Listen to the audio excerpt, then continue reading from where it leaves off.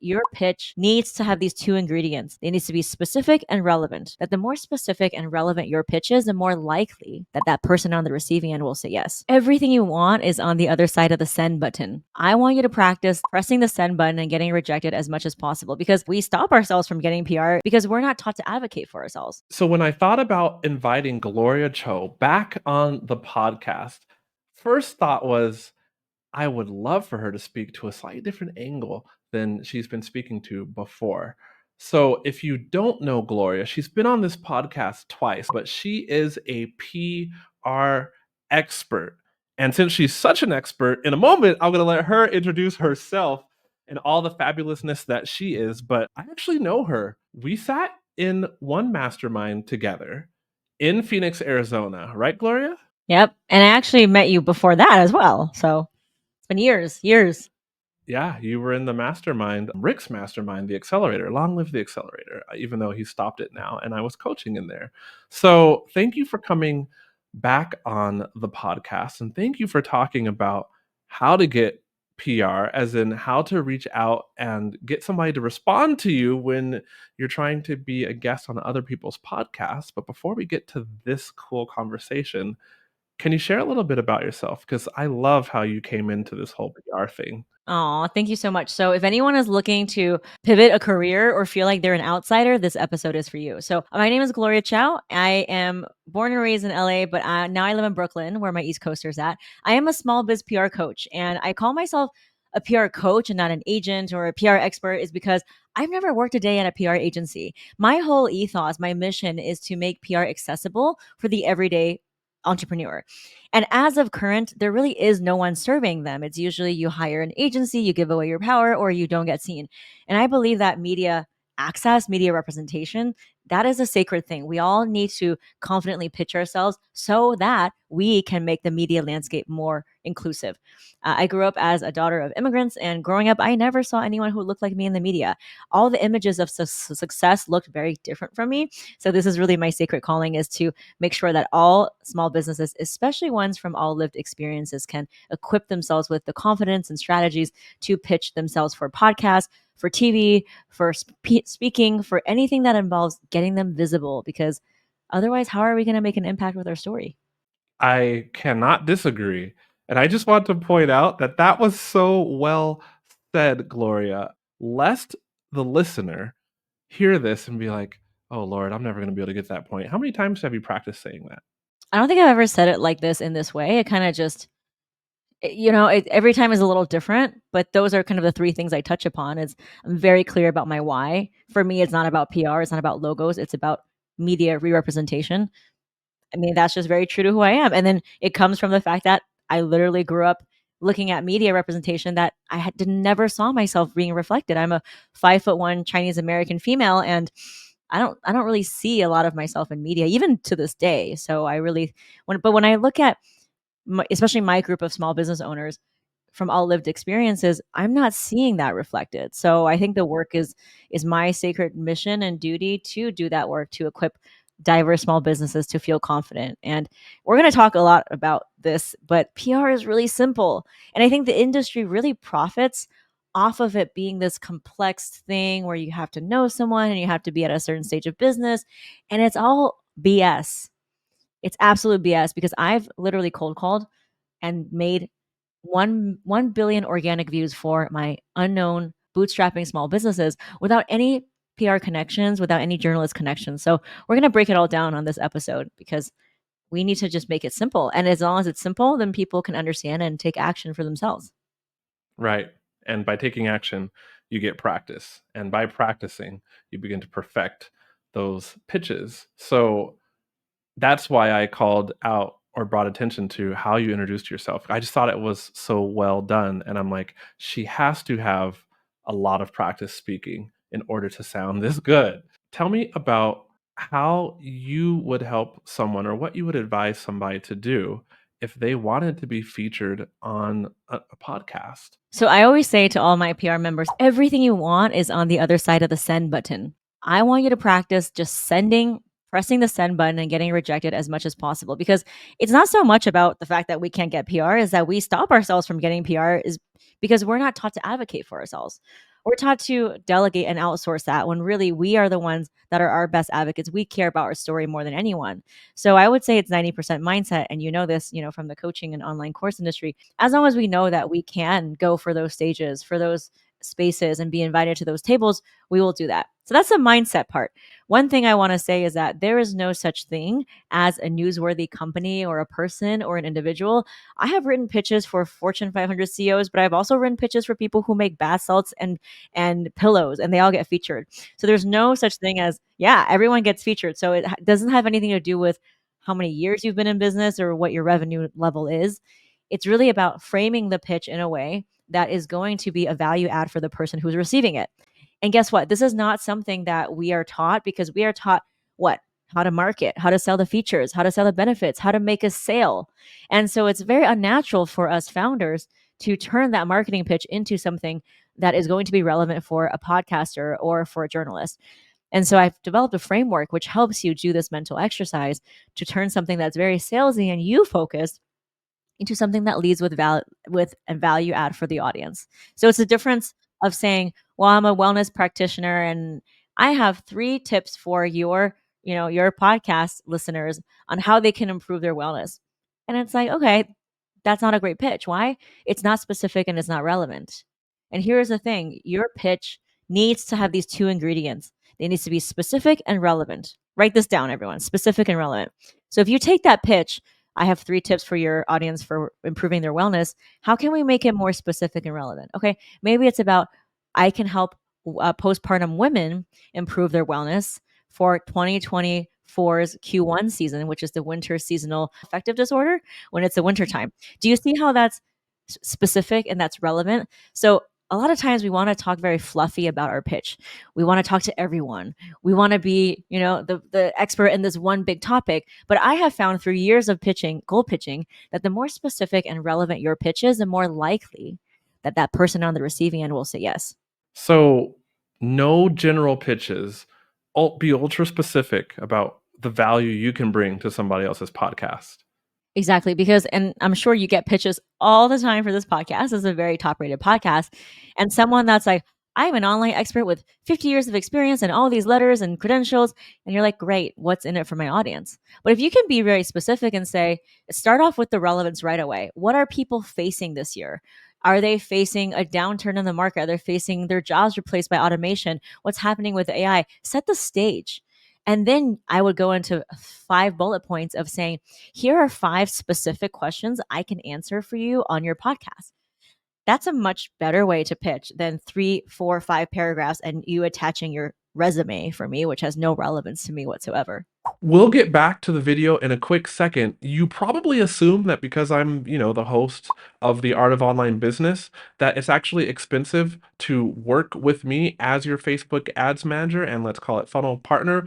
But it's not, and you will see that, especially if your business is already earning low 6 figures. We're talking about like 150K annual revenue to like 300K, and you want to be able to scale up to say 900K annual revenue, and you're a course creator, online membership owner, online coach, then ads management would be a good fit for your business. Head to the link in the description below to my website, fill out an application for ads management, and I would love to partner with you as your ads manager and your strategy partner, if you will. Okay, back to the video. So hold on, let's break that down a moment. You're saying first, be ultra specific about the value you can provide. Second, go into what you believe, let's call it the current climate for the target audience has been recently. And then third, how you can speak to that. Like 5 different topics. Did I get that right? Or how would you tweak what I just Well, I told think you? you're definitely close. So the way I like to structure it is, this is what everyone needs to know is, it comes from a framework that I teach, a framework that I developed from cold pitching thousands of times and picking up the patterns on what worked. And that pitching framework is called my CPR pitching framework. C stands for credibility, which is just 1 or 2 sentences at the end of your pitch saying, "I am a founder and here's what I've noticed." It doesn't mean that you need to be featured or you have to have any awards. That's credibility. P in CPR stands for point of view. And that's usually the 3 to 5 bullet points that you're going to add in your pitch. 3 questions, 3 tips, 3 things, 3 3 things you don't know, do's and don'ts. Those are kind of what I call like the points of view, usually in bullet points. So for pitching to a podcast, it would be 5 specific questions I can answer on your podcast. And R in CPR stands for relevance. It's the most important part of the pitch because you need to make it relevant to right now. What is going to allow you, the person receiving it, to say, I'm going to do this right now instead of putting this in my one day someday inbox. So you need it to be relevant. So I'm talking about what's happening in the news right now. Is there a data point? Is there a TikTok trend? Is there something happening? Is it winter? Is it a certain season? If you There's always a season for certain themes. So end of year, we're talking about family, mental health, end of year recap. Q1, we're talking about new habits, tools, things, roadmaps. So there is a seasonality to these things. And if you don't take that into account, then your pitch just is not relevant enough. And you need to have that relevance. So that's my CPR method: credibility, point of view, and relevance. And it works for pitching for podcasts. It works for pitching for panel speaking, for awards. It works for getting into a magazine. And it's just a value driven way to have a conversation to get that other person who's on the receiving end to say yes. Oh my gosh, I wanna ask you 2 more things. One is going to be, what do we do with the subject line to actually get opened? The second one is going to be, what about when somebody that I really wanna, podcast with, if you will, ghosts me and I get no response? What do I do? But before we get to those 2 answers, subject line and what to do when you don't get a response, can you tell us, like, what's on the other end? What kind of success is on the other end of, like, getting featured in a bunch of podcasts? Because I know, since you help people do this, you have a course that helps people do this. I know you got some good stories, and I thoroughly believe in motivating the listener and letting them know, like, why they should jump into this, like, yesterday. Well, you and I are both podcast hosts, and you and I are very prolific in getting onto other podcasts. So if we are not living examples, I don't know what is. I always think about my time as a CEO, and we've learned this is, what am I doing with my time? Am I creating something that can be leveraged in multiple ways, or am I spinning my wheels making one reel on social media that maybe 5 people will see? When I think about a podcast, I think instant credibility, I think authority, I think reach, searchability. Here's what I mean. If you make one ad or one Facebook reel, or Instagram reel, that's not searchable. It's not SEO optimized. But if I can get onto one podcast, that is 20 pieces of content I can take from that one podcast alone. I can splice it up. I can edit it. I can do reels, audiograms, quotes, graphics, carousels, YouTube long, YouTube shorts, a blog post, newsletter. So for me, that is a much better way of leveraging my time with authority and credibility. Ads don't give you that credibility. Ads give you maybe visibility, but not credibility. But to be on a podcast, especially a podcast that is notable in your industry, and I don't mean getting onto like the Tim Ferriss show, I just mean, what is the industry that you're in? And there are so many podcasts, even in the mid range, that have really engaged listeners. That is one of the most direct ways to a sale, because you're leveraging that person's audience that have already built trust with their audience.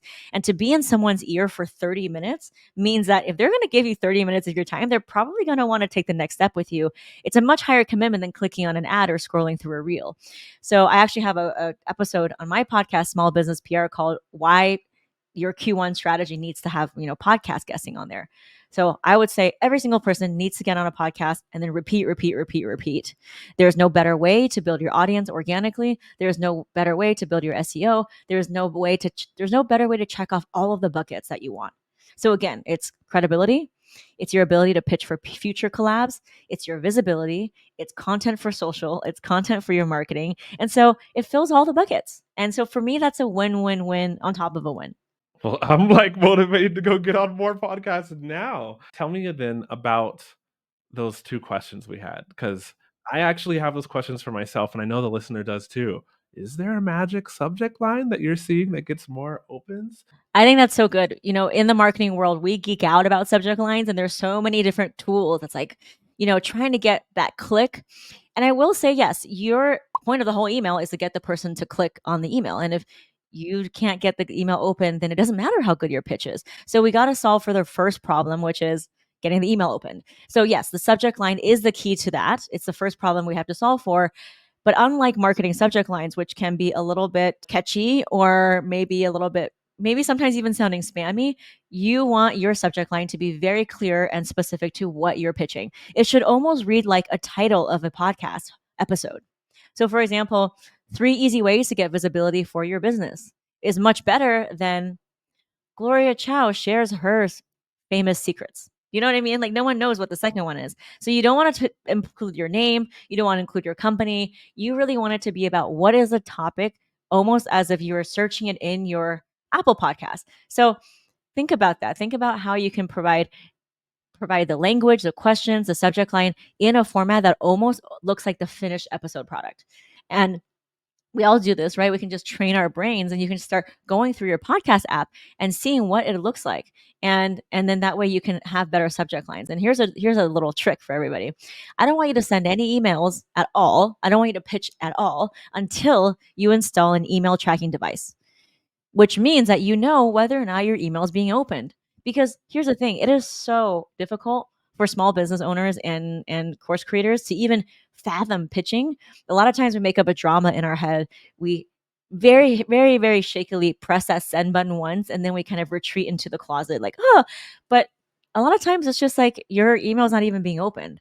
And so it's not this drama about this person hates you. It's just maybe it's a the deliverability issue. Maybe it's just not open because the person doesn't work there anymore. So let's get some data on that before we make it all emotional. Let's make sure that the emails are being open. If it's not, let's troubleshoot for that. And then if it's being opened multiple times, then you know that there is interest and they're looking for a place for it. And that's when you can keep that person warm by maybe commenting on their social media link, maybe leaving them a review, or doing something that shows that you are trying to build a relationship with them. Well said. I'll add to that. Keep responding or keep sending out another email until you get a no, because so many times there's plenty of other reasons. I remember I was talking to a potential podcast sponsor at the end of last year, and I had emailed twice, gotten 2 responses, and then just a long period of silence. And when I emailed the 3rd time, she was, like, just so apologetic, and she's like, "Actually, I wanna work together. Let's keep talking. It's just at the end of the year." It was the end of the year, we had all those stuff to wrap up and everything, and I'm like, "Oh, I thought it was just you didn't like me, my little feelings were hurt." And she was like, "It wasn't about you. It was just busy work." So, um, the next tip, because I asked a few questions, if somebody doesn't respond to you, I kinda hinted keep going, but have you seen better follow-up emails than others that get a response? Because here's another tip, and I teach this in my PR course, which is it's not enough to just do email. People are on email, they're on social media, so use that to your advantage. What I would like to do is I like to draft all of my emails so that way it becomes a system. It's not like, oh, today I have 3 minutes, I'm going to send an email. No, get your pitch super solid using the CPR pitch. And that way, you can use that pitch for multiple different podcasts because it's one topic that you keep talking about. I've been talking about this topic of PR and visibility and, how to hack your PR for years on 50 different podcasts. So I am not going back and reinventing my pitch every single time. And so you can get your pitch right and then schedule it all on Gmail so that it can schedule send. And then what I would do is then follow up with each podcast host individually in the DMs with something like, hey, I love your podcast. I think we have a really aligned audience. And with what's going on right now with how expensive ads are or how difficult marketing is, I really hope that what I can share about organic PR and visibility strategies can help your audience. I sent you an email titled this on this date. Let me know if you haven't received it. You see how that's a much better way to DM? Because it's basically telling them to go back and check their email. A lot of times they just get so many emails. I know I do, and I know you do too. And so that gentle reminder is really good. That you just gave a masterclass, a super concise masterclass on how to pitch. And I'm gonna be the first to raise my hand and say I need to do a much better job of sending out these emails on the regular. What do you say to somebody who's listening right now and it's just kind of burnt out? Like they're hearing it and they're like, "Gloria, sounds good, but you don't know my story, and I, maybe just can't seem to hit the keys on the keyboard to hit a few more sends." Yeah, I think we're all chasing that quick dopamine hit, right? It's so much easier to keep refreshing every 30 seconds to see if you got a like on your reel, but you're not going to get a customer from that necessarily. So it's very hard for us to get out of our current mindset of doing the quick and easy thing and get into the what our coach Rick calls the $10,000 an hour things where you're building a long-term asset. It's hard because if it was easy, everybody would. It requires a change of mindset. It requires you to break through your current state of inertia to think about something else. But I'll promise you this, if you can master your message and if you can confidently pitch it, You have transformed what you thought about yourself, your marketing strategy, and you've learned a new skill that can carry you through the rest of your messaging. I really don't think about PR as, oh my God, I'm so busy. It's one more thing to add to my plate, because we're all busy. We all have the same number of hours in the day, but it's about doing that high ROI thing that maybe seems intimidating and not so simple. And by the way, I hope this episode has made it more simple, but breaking it down and really doing that, because you're going to get way more ROI. It might take some time, but if I can get onto one podcast, that's going to be the snowball effect on getting you onto 40, 50 different podcasts. And then you have all the content for social media and marketing. I would rather do that all day than start from the bottom, which is making one Instagram post and then reposting it and then hoping that somebody likes it. Yeah. So many things that you said hit. I want to bring my attention, or the listener's attention, back to one, which was, and I'm not even going to do it justice, but when you talked about you've been doing this and talking about this one topic on over 50 different podcasts, and that when you pitch, you're not going back to the drawing board each time, but that you're using like the same well-crafted pitch. And then you also said something else, which is that you don't just like hop in, write an email, and then hop back out to your other business task, but you go in like at a specific time and draft a bunch of emails and then schedule those to go out. Like that spoke to me as somebody who leans, I'm more on the visionary side, as in I get tons of ideas and then I get the urge to do one of those things, so I fit that in and do it, versus I'm learning, and this is why it hit so much is, or so well, is I'm learning to be a lot more systematic, especially with this like 100K months in 100 days challenge I was doing. I was learning to be a lot more consistent about doing my outreach and my lead gen at the same time every morning in advance, like in a well-planned, systematic way. So like, thank you for sharing that. One more thing I will share is I'm also a visionary, so I'm like all over the place, and it's just it's so much easier for me to go on Instagram and make something and get 5 likes. But I know, like we all know, if we really look in the mirror and dig deep down, you know that that's not going to move your business forward, especially with the algorithm. You know that's not. I can make 50 reels; it's still not going to move my business forward. So again, it's simple, but it's not easy. And a lot of things in life, a lot of things in business are that way. But it's just a matter of reframing it and saying, I know that this is not the best dopamine hit that I can get. I'm not going to get immediate satisfaction, but I will learn a valuable skill. I will know how to get myself invited to tables. I will know exactly how to get a yes from somebody. That is a lifelong skill. But yes, it is a skill. So it takes practice. It does take work. And hopefully, throughout the course of this, I've given you something to think about. So I'm not saying that you have to do this all on your own. The methods that I'm teaching you right now, you can delegate it to an intern or a virtual assistant, but you are the one that needs to master the message. You know your customers, you know the stories, you know the insights, you know the seasonal angles, you know how to pull your audience. Once you get your pitch super dialed in, yeah, you could delegate it in house. Here's the thing about having it in house, by the way, is that you send emails through your own email address. So you're not depending on a PR agency to tell you, oh, we were successful this week or not. You own those relationships, because what we don't want is to pay someone to get us to the podcast host. And then once you stop paying them, boom, you have no idea what to do anymore and you're out of water. We want to take things in house. We want to build assets, that's skills, systems, and hopefully with this CPR method that I taught you, you'll be able to delegate that to someone in house so that you can get even more ROI for your time.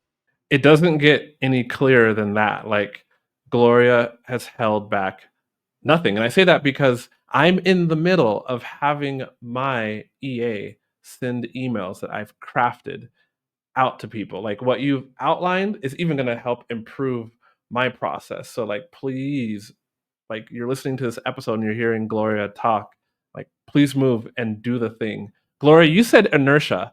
So I had to go to my notes and pull up this thing that I wrote about Newton's first law, if I may. Please. Newton's first law. Newton, the guy under the tree with the apple that hit him on the head. I think that's Newton. That is Newton, right? Whew, all right, that's Newton. We're keeping that one in the podcast. I But almost failed physics, so you're asking the wrong person. I just remember it probably didn't even work. Like, we've romanticized like the picture, and Newton under the tree. Either way, an object at rest stays at rest, and an object in motion stays in motion unless acted upon by an unbalancing force. And this is not my own quote, but most entrepreneurs, me included at times, we're objects at rest. And staying at rest, it's the law of inertia.